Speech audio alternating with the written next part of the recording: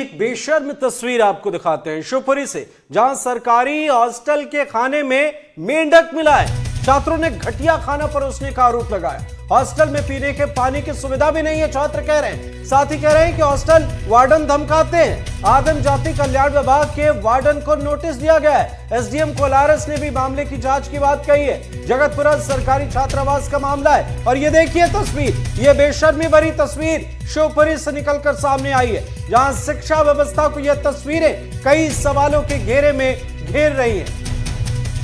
सहयोगी अतुल गौड़ हमारे साथ जुड़ गए हैं। अतुल जी, जब ऐसी तस्वीरें सामने आती हैं तो भरोसा टूटता है, क्या है ये पूरा मामला?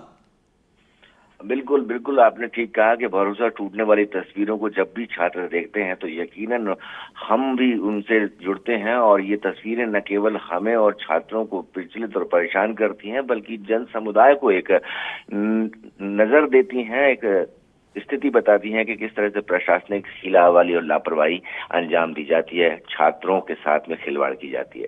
तो ये जो तस्वीरें हैं साफ तौर पर ये बयां करती हैं कि निश्चित ऐसे खाना, जो खाना इंसान तो क्या जानवर भी ना खाए, वह खाना छात्रों को परोसा जा रहा है। यही बात लगातार पिछले 3 महीने से छात्र जब अपनी बात कहते हुए प्रशासनिक तौर पर नजर आए तो लोगों ने कहा कि भाई ये जो खाना है ये खाना नहीं परोसा जाना चाहिए। जाहिर है अतुल जी, अब जब ये मरा हुआ मेंढक इस लापरवाही को लेकर इसकी वानगी बता रहा है, दिखा रहा है, तो अब क्या कहना है प्रशासन का, अब क्या कहना है प्रबंधन का? क्या इस मामले में बेहतर जांच होगी? एसडीएम साहब कह तो रहे हैं, लेकिन क्या लगता है कि तस्वीरें बदलेंगी?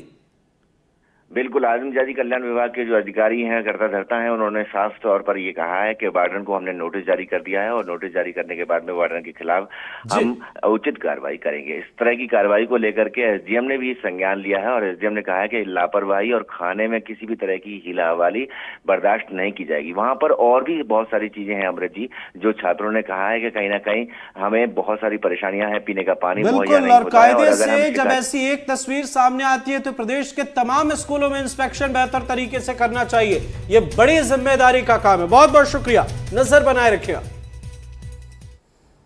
बढ़ेंगे खबरों में आगे। इस वक्त की बड़ी खबर रतलाम से आई है, जहां गढ़नी सेना की खुलेआम दबंगई देखने को मिली है। जीवन सिंह शेरपुर ने बिजली जेई को दी है गालियां। पुलिस की मौजूदगी में जेई को धमकियां दी हैं, कहा कि तुझे मारूंगा, जो वो कर सके कर लेना। स्मार्ट मीटर का विरोध करने पहुंची थी गढ़नी सेना, तो यहां पर खुलेआम दबंगई करते हुए गढ़नी सेना के जितने भी कार्यकर्ता हैं वो नजर आए। जीवन सिंह शेरपुर ने बिजली जेई को गालियां दी, पुलिस की मौजूदगी में जेई को धमकियां दी हैं। हौसले यहां पर बुलंद है। सवाल यह है कि आखिर प्रशासन चुप क्यों रहा? प्रशासन के सामने ये धमकियां दी जा रही थी, कहा गया कि तुझे मारूंगा, जो हो सके कर लेना। स्मार्ट मीटर का विरोध करने पहुंची थी यहाँ पर गढ़नी सेना। एक लाइव में भी हो अगर आपके पास कि हमने गाली दी हो, खान साहब गलत बोल रहे हैं।